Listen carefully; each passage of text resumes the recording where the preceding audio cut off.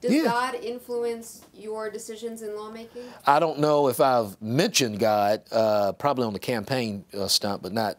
But does God influence my decision making? Absolutely. Jesus does that. Why wouldn't he do it? You know, when I ran the first time in 2010, I started with the premise on this Jericho road of public service. We started with the premise that everyone at that time, House District 12, but everyone in Texas is made in the image of God. And because everyone is made in the image of God, that is serious business.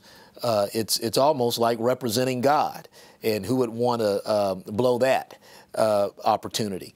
And when you are in leadership of God's people, there is a level of, I think, a higher level of responsibility, a higher level of expectation, because just reading through biblical history, you see situations where the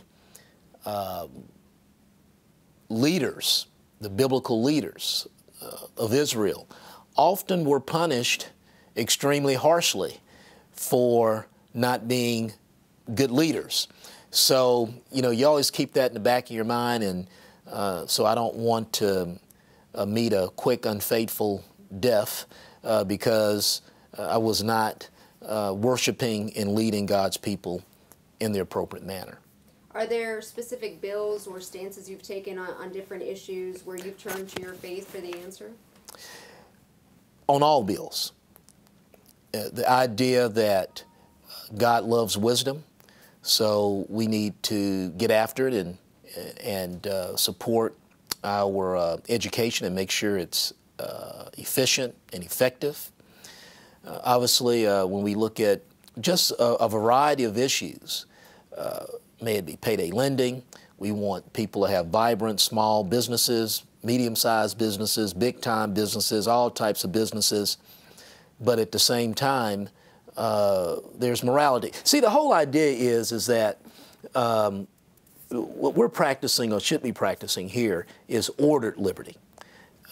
You know, that this word liberty, freedom gets tossed around, bandied around, and almost to the extent that it is used too much. It's almost become a profane word. If you would say that all liberty originates with God, it's the idea that you exercise liberty with a level of virtue. And liberty, ordered liberty, what we should practice here in Texas and in the United States in general, it's not an excuse just to do whatever you want to do because you can do it. Now, you may end up doing that, and it may very well have some legal protections. You have, obviously, a right to freedom of speech. Probably you practice this, you get paid practicing it. But the point is, ma'am, is that, yes, you may have a broad discretion to say what you want to say and claim protection under the First Amendment. But again, I think you should ask yourself, should you say it? Or should you do it? So it's ordered liberty, the idea that we're all virtuous beings, ultimately responsible to our higher power, that's God, and that ultimately that's who we're responsible for. As far as God, you know, different people, you know, obviously the different members come from different backgrounds. What would you say to somebody who reaches a different conclusion based on their definition of God? Praise the Lord. You know, I try as active as I can, and according to our schedule during the session, to be like I said, active member of our Bible study with the Capitol Commission, and all James White is responsible for, ultimately, as far as my faith, is God, as far as personal responsibility and that sort of thing. Other members, they have to meet their own fate. I just don't really get into that.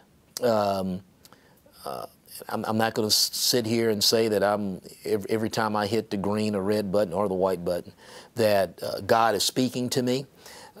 But it's the idea that when we sit down and we look at a bill, obviously we want to ask, is it moral? Is it constitutional? Is it, you know, is it right fiscally? Is it, you know, how much money is it going to require? And what problems does it solve or create in the future? So it's all of that. But at first, is this right? Is this just a right thing to do? And everybody falls under this. So the rich as well as the poor, East Texas, West Texas, South Texas, North Texas. So everyone is under this umbrella, and that's how we pretty much look at each bill. You mentioned that everyone is created in the virtue of God. You're talking about, you know, referencing pro-life and things like that. How does that relate then to the death penalty and oftentimes the support on the right of the death penalty? Okay. And there are probably some people on the left that support the death penalty. Okay. But you think it's more people on the right?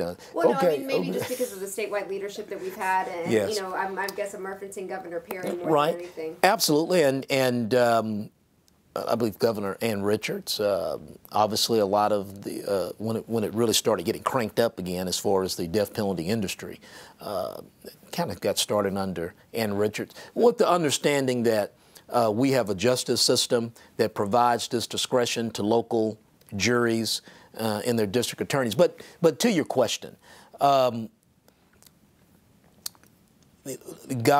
I believe, is a God of order, a God of discipline, and He institutes governments on earth.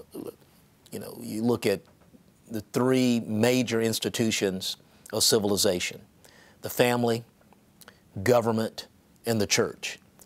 Now, I often tell a lot of my friends back home, government is a function of the church and the family. It's the same people involved. So if you have dysfunctional families and dysfunctional churches, as it seems like we do today, it shouldn't be to any surprise that you have some dysfunctionality in government. But with that said, we're all human, so there's going to be some level of dysfunctionality, okay? With that said, God institutes governments for order, and He allows man to exercise a level of discretion and freedom in establishing laws and justice. So the death penalty is part of our justice system.